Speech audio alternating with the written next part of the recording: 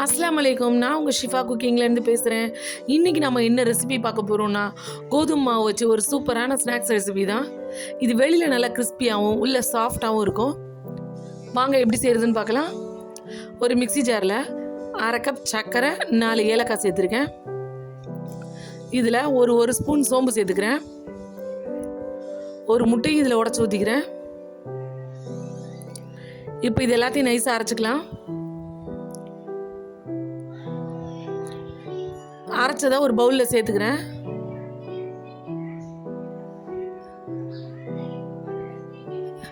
இப்போ இதில் 1/4 கப் ரவை சேர்க்குறேன்.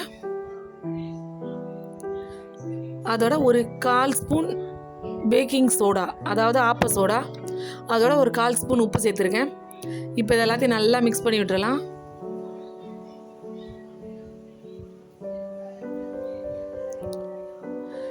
இப்போ உப்பு சோடா மாவு எல்லாம் நல்லா மிக்ஸ் ஆயிடுச்சு. இப்போ இதில் ஒரு கப் கோதுமை மாவு சேர்த்துருக்கேன். சேர்த்துட்டு ஒரு 1/4 கப் எண்ணெய் சேர்த்துக்கிறேன். உங்களுக்கு எண்ணெய் வேணும்னா நீங்கள் 1/4 கப் நெய் சேர்த்துக்கலாம். இப்போ இதெல்லாத்தையும் நல்லா பிசைஞ்சிடலாம். இதுக்கு அநேகமாக தண்ணி தேவைப்படாது. இந்த எண்ணெய் முட்டை மிக்சரில் இது கரெக்டாக இருக்கும் பிசைகிறதுக்கு. நீங்கள் பிணையும் போது கொஞ்சம் லூஸாக இருக்கிற மாதிரி இருக்கும். இதில் ரவை சேர்த்துருக்கிறனால பிணைஞ்சு வச்சு ஒரு 10 நிமிஷத்தில் அது கொஞ்சம் டைட்டாகவே ஆயிரும். பாருங்கள், பிணைஞ்சு வச்சுட்டேன். ஒரு 10 நிமிஷம் கழித்து எடுத்து பார்க்கலாம்.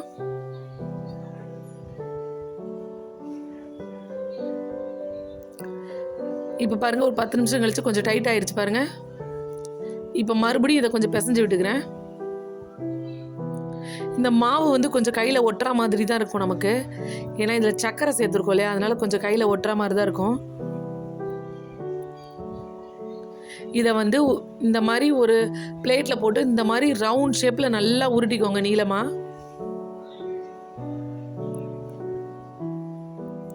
பாருங்க, நான் நல்லா உருட்டிட்டேன். உருட்டி முடிச்சதுக்கப்புறம் இந்த பிளேட்டில் நான் கொஞ்சம் வெள்ளை எள்ளு தூவிக்கிறேன்.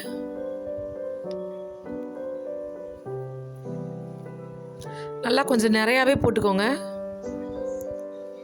ஏன்னா இது நம்ம பொரிச்சுட்டு சாப்பிடும் போது இந்த எள்ளோட ஃப்ளேவர் ரொம்பவே நல்லா இருக்கும்.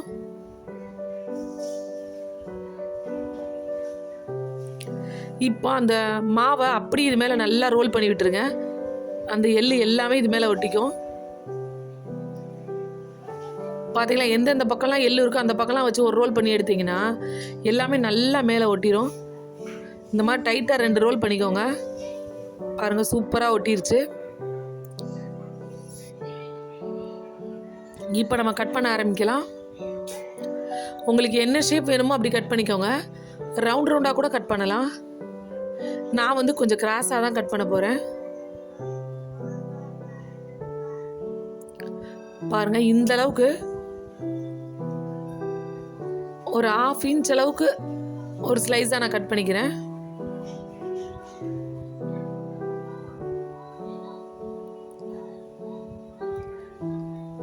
பாருங்கள், எடுத்து காமிக்கிறேன். பார்த்தீங்களா, இந்த அளவுக்கு திக்னஸாக ஒரு ஸ்லைஸாக கட் பண்ணி இப்போ இதெல்லாத்தையும் எடுத்து ஒரு பிளேட்டில் எடுத்து வச்சுக்கிறேன்.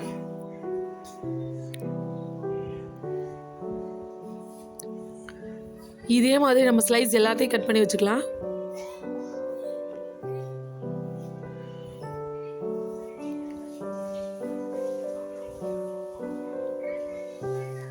இதை நீங்கள் ஒரு 15 நாள் வரைக்கும் நல்லா ஸ்டோர் பண்ணி வச்சுக்கலாம்.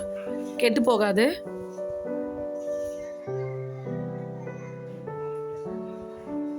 இது மைதாவில் பண்ணும்போது இன்னும் கொஞ்சம் டேஸ்ட்டு ஜாஸ்தியாக இருக்கும். ஆனால் நம்ம கொஞ்சம் ஹெல்த்தியாக இருக்கணுன்றதுக்காக கோதுமை மாவில் பண்ணுறோம்.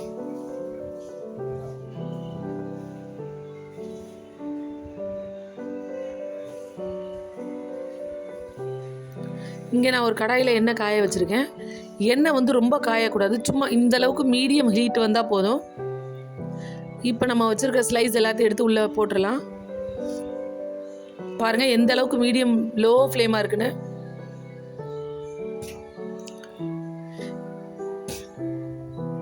எண்ணெய் இந்த அளவுக்கு தான் சூடு இருக்கணும். அப்படியே கொஞ்சம் கொஞ்சமாக அது வெந்து முருகி வரணும். அப்போ தான் நல்லாயிருக்கும்.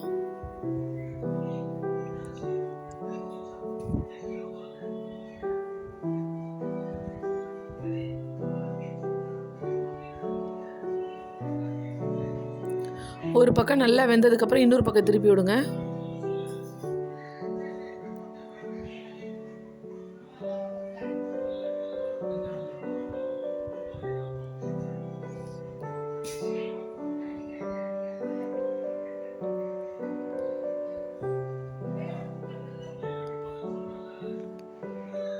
இது ரெடி பண்ணுறதை விட இதை பொரிக்கிறதுக்கு தான் கொஞ்சம் டைம் எடுக்கும் நம்மளுக்கு. ஏன்னா லோ ஃப்ளேம்லேயே வேக வைக்கிறோம்ல, அதனால் எக்ஸ்ட்ராவே கொஞ்சம் டைம் எடுக்கும்.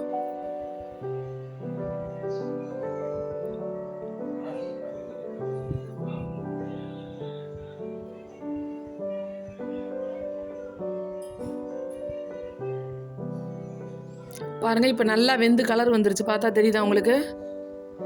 இந்த அளவுக்கு கலர் இருக்கும் போது நம்ம வெளியில் எடுத்தோம்னா கரெக்டாக இருக்கும்.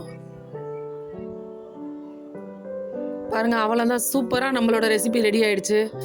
இப்போ இதெல்லாத்தையும் வெளியில் எடுத்துடலாம். நீங்களும் உங்கள் வீட்டில் இதே மாதிரி ரெடி பண்ணி பாருங்கள். ட்ரை பண்ணி பார்த்துட்டு எப்படி இருந்துச்சுன்னு எனக்கு கமெண்டில் சொல்லுங்கள். என்னோட இந்த ரெசிபி உங்களுக்கு பிடிச்சிருந்துச்சுன்னா என்னோட சேனலை லைக் பண்ணுங்கள், ஷேர் பண்ணுங்கள், சப்ஸ்கிரைப் பண்ணுங்கள். சூப்பர். சப்ஸ்கிரைப் பண்ணுங்க. தேங்க்யூ.